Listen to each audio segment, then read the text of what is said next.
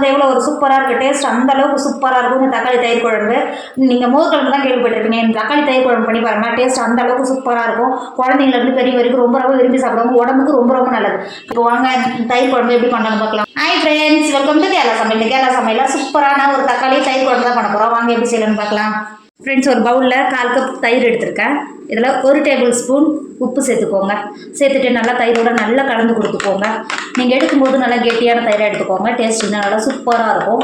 இப்போ பாருங்கள், நம்ம சேர்த்த உப்பும் தயிரும் நல்லா சேர்ந்து நல்லா கலந்து வந்துருச்சு. இப்போ இது ஒரு வாரமாக மாற்றி வச்சுக்கோங்க. ஃப்ரெண்ட்ஸ், அடுப்பில் இப்போ ஒரு சட்டி வச்சுக்கோங்க. இதில் 2 டேபிள் ஸ்பூன் தேங்காய் எண்ணெய் சேர்த்துக்கோங்க. தேங்காய் எண்ணெய் சேர்த்து பண்ணும்போது இதோட டேஸ்ட் இன்னும் நல்லா சூப்பராக இருக்கும். உங்களுக்கு தேங்காய் எண்ணெய் விருப்பம் இல்லைன்னா நீங்கள் எப்பயும் போல் சன்ஃப்ளவர் சேர்த்துக்கோங்க, சேர்த்து கொடுத்துக்கோங்க. இது நல்லா நெய்யை நல்லா உருகி போயிருக்கு, அதனால தான் இப்படி இருக்குது. சேர்த்து கொடுத்துக்கோங்க. எண்ணெய் சேர்த்து எண்ணெய் நல்லா சூடாகிடுச்சு. 1/4 டேபிள் ஸ்பூன் வெந்தயம் சேர்த்துக்கோங்க. அது கூடவே 1/2 டேபிள் ஸ்பூன் கடுகு சேர்த்துக்கோங்க. கடுகு வெந்தயம் நல்லா பொரிஞ்சு வந்துருச்சு. இப்போது ஒரு 2 கருவேப்பிலை சேர்த்துக்கோங்க. அது கூடவே காரத்துக்கு 5 பச்சை மிளகாயை கட் பண்ணி வச்சுருக்கோம், அது உள்ளே சேர்த்துக்கோங்க. பச்சை மிளகாய் சேர்த்து கொடுத்து நல்லா பொடியாக கட் பண்ணி வச்சுருக்கோம். ஒரு துண்டு இஞ்சி அதை கட் பண்ணி வச்சுருக்கோம், உள்ளே சேர்த்துக்கோங்க. 10 பல்லு பூண்டை நல்லா பொடியாக கட் பண்ணி வச்சுருக்கோம், அதை உள்ளே சேர்த்துக்கோங்க. ஒரு மீடியம் சைஸ் வெங்காயத்தை நல்லா பொடியாக கட் பண்ணி வச்சுருக்கோம், அதை உள்ளே சேர்த்துக்கோங்க. சேர்த்து கொடுத்துட்டு ஒரு 2 செகண்ட் நல்லா கலந்து கொடுத்துக்கோங்க. நான் சேர்த்தா பச்சை மிளகாய், இஞ்சி, பச்சை மிளகாய் எல்லாம் சேர்ந்து வாடி வரைக்கும் நல்லா வதக்கிக்கோங்க. ஃப்ரெண்ட்ஸ், இப்போ பாருங்கள், நம்ம சேர்த்தா பச்சை மிளகா வெங்காயம் நல்லா வாடி நல்லா வதங்கி வந்துருச்சு. இப்போ 2 நல்லா பழுத்த தக்காளியை நீல வாக்கில் கட் பண்ணி வச்சுருக்கேன், இவ்வளோ சேர்த்துக்கோங்க.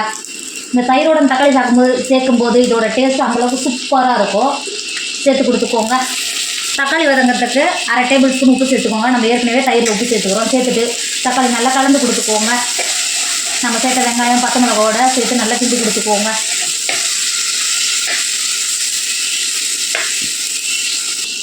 தக்காளி கிண்டி கொடுத்துட்டு 1/4 டேபிள் ஸ்பூன் மஞ்சள் தூள் சேர்த்துக்கோங்க. அது கூடவே 1/2 டேபிள் ஸ்பூன் காஷ்மீரி மிளகாத்தூள் சேர்த்துக்கோங்க. காரத்துக்காக இல்லை, கலருக்காக சேர்த்துக்கோங்க. சேர்த்துட்டு நல்லா கிண்டி கொடுத்துக்கோங்க. நம்ம இப்போ சேர்த்தோம்னா தக்காளி நல்லா வதங்கும் போதே நல்லா பச்சை வாடை போயிடும். சேர்த்து நல்லா வதக்கிக்கோங்க. தக்காளி நல்லா எண்ணெய் பிரிஞ்சு வரைக்கும் நல்லா வதக்கிக்கோங்க. ஃப்ரெண்ட்ஸ், இப்போ பாருங்கள், தக்காளி எந்த அளவுக்கு நல்லா குழஞ்சி எந்த அளவுக்கு நல்லா வெந்து வந்துருக்கு பார்த்தீங்களா. நீங்கள் தயிர் சேர்க்கறதுக்கு முன்னாடி இது அடுப்பில் இருந்து மாற்றிக்கோங்க. நீங்கள் அடுப்பில் இருக்கும்போதே தயிர் ஊற்றுனீங்கன்னா தயிர் பிரிஞ்சு வந்துடும். தயிர் பிரிஞ்சிடும். இப்போ அடுப்பில் இருந்து மாற்றிக்கோங்க. இப்போது அடுப்பில் இருந்து மாற்றி எடுத்து வச்சிட்டோம்ல, நம்ம ஏற்கனவே மிக்ஸ் பண்ணி எடுத்து வச்சுருக்கோம்ல, தயிரை உள்ளே சேர்த்துக்கோங்க. சேர்த்துட்டு நம்ம சேர்த்த தக்காளியோட தயிர் நல்லா கலந்து கொடுத்துக்கோங்க.